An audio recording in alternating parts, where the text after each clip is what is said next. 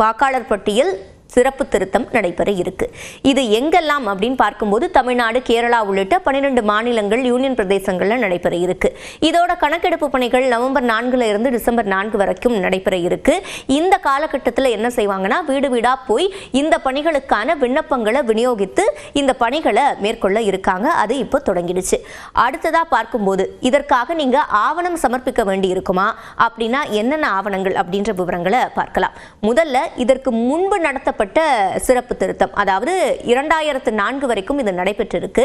அதுல உங்களுடைய பெயர் இருக்கு அப்படின்னா நீங்க இப்போ உங்களுடைய ஆவணத்தை சமர்ப்பிக்க தேவையில்லை. அடுத்ததா இதற்கு முன்பு உள்ள பட்டியல்ல உங்களுடைய பெயர் இல்லை அப்படின்னா இப்ப நீங்க நிச்சயமா ஆவணங்களை சமர்ப்பிக்கணும்.